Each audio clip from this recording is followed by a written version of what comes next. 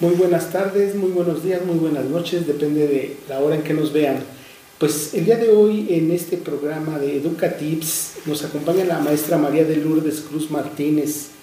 Ella es docente orientadora en las STIC 82 en el turno vespertino. Ella tiene 21 años de servicio, es licenciada en psicología y tiene la maestría en docencia. Ella nos hablará un poquito acerca de control de grupo. También nos acompaña el maestro Jesús Abraham Fierros de la secundaria 697 Teocentli en el turno vespertino, y con 14 años de servicio, es licenciado en educación básica en la especialidad de español y también trabaja en secundarias en el sistema federalizado. Él nos platicará y nos hablará un poco acerca de la lectura en el aula, trae un proyecto muy interesante. Y también nos acompaña el maestro José Álvaro López Galván. Él trabaja en la STIC 82 José Ortiz de Domínguez en el turno vespertino, pero también trabaja en bachillerato. Él nos platicará un poquito acerca del desarrollo del pensamiento crítico en la disciplina de matemáticas. Él es ingeniero en computación en la especialidad de engranajes de banda ancha y es pasante en la maestría en educación. Pues bien, damos el uso de la palabra a la maestra Lourdes, que nos va a platicar. Buenas tardes, estimados compañeros maestros. Es un gusto para mí el día de hoy poderles compartir algunas estrategias para manejar el control de grupo y la organización dentro del aula. Suena desgastante hablar de control, entonces por ello es importante que lo veamos como una creación de una empatía entre el docente y el alumno y poder crear un ambiente favorable para que se desarrolle el aprendizaje. Como primer momento, quiero compartirles que es importante que como docentes reconozcamos las debilidades que presentamos. La primera puede ser el tono de voz con el que nos dirigimos a nuestros alumnos. Si nos damos cuenta que nuestro tono de voz puede ser bajo, hay que jugar un poco con nuestra manera de hablar. Puedo iniciar para mantener el orden en un grupo, saludando, dando una palmada si ellos están distraídos y para que ellos se percaten que el docente está presente. Otra estrategia que también podemos ocupar y que debemos de dejar bien claro desde un inicio es manejar los acuerdos y normas de convivencia y también las consecuencias formativas que esto conlleva. Es importante para ello también tener en cuenta que es de suma importancia tener nuestra planeación, cómo iniciamos, qué queremos desarrollar, qué pretendemos desarrollar con nuestros alumnos y cómo vamos a cerrar nuestra sesión. Todo esto nos va a llevar a un manejo adecuado de esa relación docente-alumno. Como siguiente punto, es importante también que nos apoyemos de aquellos alumnos que de alguna manera vemos que sobresalen por ciertas características específicas. Podemos apoyarnos con ellos para que sean nuestros monitores con otros jóvenes que lleven otro nivel de aprendizaje. Puede ser que algunos sean más rápidos, otros sean más creativos, otros sean un poquito más pasivos. Otra estrategia que les quiero compartir es que como docentes debemos tener en cuenta que nuestra autoridad no significa que seamos autoritarios, es decir, podemos manejar el buen humor con nuestros jóvenes adolescentes, podemos hacer algún chascarrillo, siempre tomando nuevamente la postura de que no somos sus amigos, pero sí que estamos buscando fomentar una situación emocional grata para nuestro pupilo. También otro aspecto que debemos tomar en cuenta es estar junto a nuestro alumno que está generando un poco de distracción, un poco de ruido, que vemos que no avanza como los demás alumnos o como nosotros quisiéramos. Podemos ir junto al alumno, no en una forma de imponer, en una forma de que el joven sienta que lo estamos afectando, al contrario, que sienta nuestra cercanía, que sienta que estamos ahí para hacer empatía con él. Hay que buscar también que el joven sea creativo, que reflexione. Y otro aspecto, estamos por concluir, es mantener silencio si el grupo está haciendo mucho ruido. Nosotros como docentes manejamos el orden, mantenemos silencio. Y por último, quiero comentarles que podemos aplicar la taxonomía de Bloom, generar en el alumno la creatividad, que evalúe, que sea capaz de analizar, aplicar, que nos muestre con ejemplos si lo que estamos diciendo está siendo comprensible y por último, que nos haga una remembranza de las actividades que estamos aplicando. Les agradezco y espero que en algo nos favorezca. Bien, pues toca el turno al maestro Jesús Abraham Fierro. Adelante con la lectura en el aula. Gracias, profesor Arturo.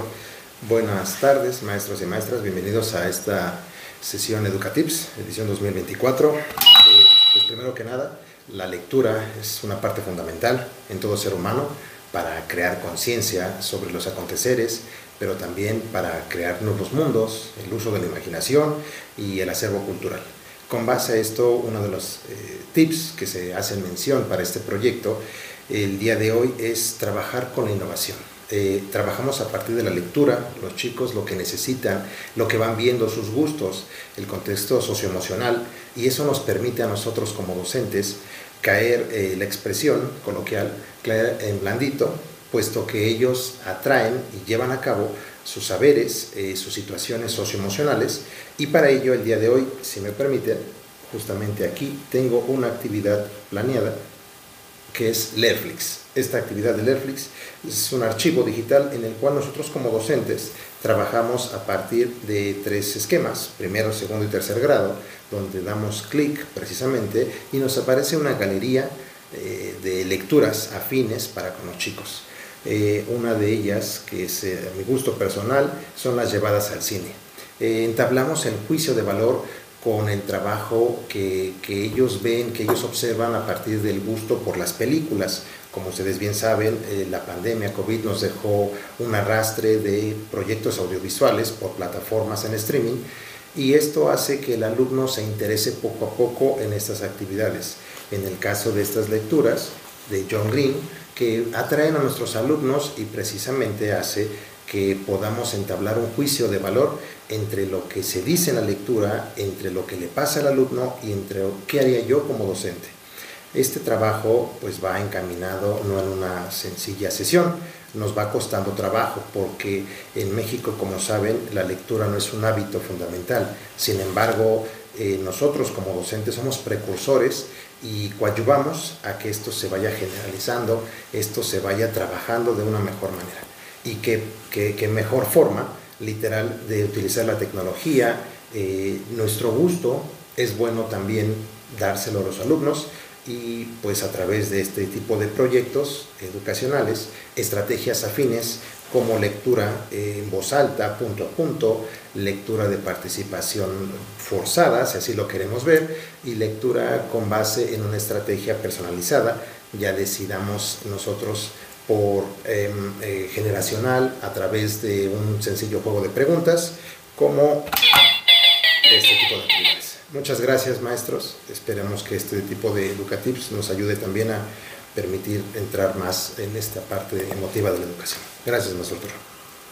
Muchas gracias, maestro Abraham. Y bueno, pues vamos a dar la palabra también al maestro José Álvaro López Galván, y nos va a hablar del pensamiento crítico en la disciplina de matemáticas. Adelante. Muchas gracias, muy buenas tardes, queridos compañeros. Vamos a hablar un poquito acerca de lo que es el pensamiento crítico en las matemáticas, y vale la pena reflexionarlo porque de manera cotidiana con nuestros estudiantes ellos tienen ese paradigma de que las matemáticas son muy complicadas, que son muy difíciles y que realmente es muy difícil poderles llegar a ellos a través de esto. Pero nosotros sabemos que cuando realizamos una planeación adecuada para poder llegarles a este conocimiento, pues esto se simplifica. Sabemos que en la apertura pues vamos a poner nuestras preguntas detonadoras de tal manera que podamos enganchar el trabajo para que los alumnos se empiecen a interesar y nos permite además explorar ¿qué? Pues sus conocimientos previos, de tal manera que podamos abordar los nuevos. En el desarrollo pues ya nosotros plantearemos lo que son los algoritmos, los mismos que nos permitirán poder resolver problemas, y lo que queremos que ya cuando lleguemos en este caso al cierre, ellos ya puedan aplicar esos algoritmos y que de alguna manera ellos los puedan deformar o los puedan transformar, los puedan adecuar de acuerdo a su metacognición, de tal forma que ellos lo puedan aplicar de una manera mucho más abierta en situaciones cotidianas. Algo que a mí me ha funcionado y creo que podría funcionar también en algunos casos es hacer un pequeño laboratorio de matemáticas. El laboratorio de matemáticas, ¿cómo lo llevamos a cabo? Bueno, en el caso de las instituciones que cuenten con un laboratorio de cómputo, siempre sería bueno llevarlos a explorar en el internet lo que es el GeoGebra para trabajarlo en línea o trabajarlo directamente instalado en la computadora. En este podemos trabajar diferentes tópicos, podemos trabajar de manera muy amplia y diversificada, modelando problemas, graficándolos y obteniendo las situaciones que nosotros queremos llegar. Otra forma es que podamos hacer en el patio de nuestra escuela, por ejemplo, dibujos a escala o poder utilizar los rectángulos del piso para trazar los catetos de un triángulo y trazar la diagonal para poder hacer los cálculos de la hipotenusa. Otro es que podamos diseñar, por ejemplo, un catetómetro. Los catetómetros no son otra cosa más que como una regla T de las de dibujo en las que podemos aplicar las funciones trigonométricas para poder calcular, por ejemplo, la altura de la sabandera, la altura del edificio, la altura del piso hacia los barandales, etc. Es muy diversificado, la vamos a utilizar de tal manera que tendríamos nuestro objeto, lo utilizamos en línea de vista, nos ubicamos, medimos la altura del piso al catetómetro, nos ubicamos de tal manera que se pueda dibujar un triángulo entre el objeto que tenemos al frente y lo que nosotros tenemos con nuestro ojo, nuestro ángulo de visión, pues ese sería nuestro ángulo de referencia, en el cual pues nos va a decir quién va a ser el cateto opuesto, quién va a ser el cateto adyacente y dónde quedaría formada la hipotenusa. De esta manera, pues nosotros podemos también empezar a aplicar el salir, no solamente quedarnos en el aula, sino salir al patio y empezar a aplicar estas herramientas de tal manera que podamos también llamar a nuestros chicos a que se interesen más por las matemáticas. En las matemáticas no solamente es arrastrar el lápiz, resolver problemas, sino aplicarlos en la vida cotidiana, poder diseñar nuevos algoritmos que nos permitan encontrar las soluciones. Recordemos que hoy en día el uso de los algoritmos computacionales nos llevan hasta con fines como son los de la inteligencia artificial, en donde nuestros alumnos pueden crecer no solamente en las matemáticas, sino en el ámbito tecnológico. Muchas gracias, gracias por su tiempo. Gracias, maestro Álvaro. Pues, ¿cómo ven, compañeros? Nos quedamos con varios conceptos: el manejo de la voz, la empatía, la comunicación, el uso de los monitores, la taxonomía de Bloom, Netflix, que es algo que me parece muy novedoso, que yo creo que les va a entusiasmar a muchos de los compañeros de español, el manejo de emociones, el gusto por la lectura, sobre todo que sea corta para ir acrecentando su bagaje del alumno, y la reflexión. También pues del simbolismo, de lo que implica desarrollar un pensamiento crítico, de la planeación. Eso también se me parece interesante y novedoso, el laboratorio de matemáticas, porque sí tenemos laboratorios, pero como que nos hace falta acrecentar esta parte de laboratorio de matemáticas y sobre todo la aplicación en la vida diaria. Estas son las temáticas que nos abordaron los compañeros, esperamos les sirva y nos vemos en la próxima entrega de Educatips. Hasta luego. Hasta luego.